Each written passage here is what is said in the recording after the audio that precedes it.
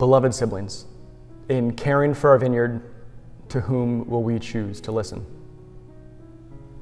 In the Paulist Biblical Commentary, Jesuit scholar Father Brendan Byrne breaks open the characters in Jesus' parable of the murderous tenants.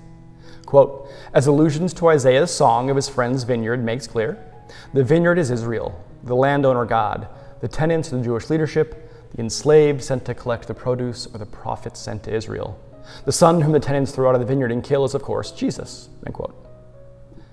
At the end of his brief section on today's reading, Father Byrne notes that, quote, the parable provides no grounds for Christian triumphalism at Jewish expense, end quote. Sit with that for a moment. What does it mean for us that our church has interpreted the gospel in ways that support the oppression of and violence against Jewish people?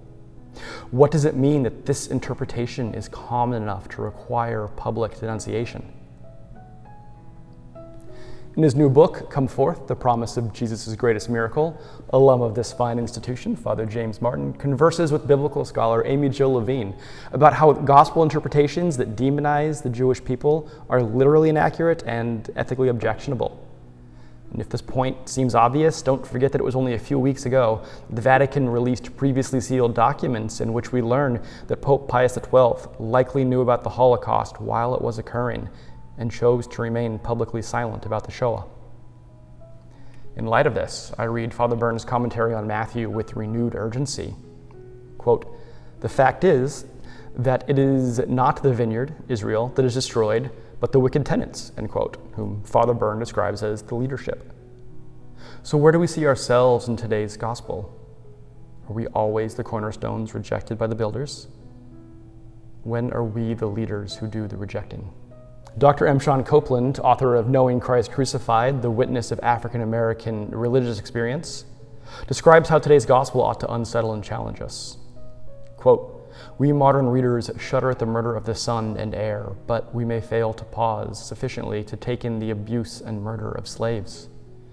And she continues, the parable challenges hearers and us to see, to hear, to feel the beatings, insults, dishonor, and murder from within the skin of slaves. End quote. Our history, ecclesial and colonial, has taught us that the need to listen to voices on the margins is real and pressing. That the universal stage of the Synod on Synodality is occurring at the Vatican this month is not lost on me. We have a powerful opportunity to engage in the process of journeying together by actively listening to the cornerstones whom we reject daily and doctrinally. For me, as a gay man exploring queer theology, anti-racism, and decoloniality in education, this means seeking out the voices of transgender and non-binary students in our Catholic schools that have recently implemented controversial policies on gender.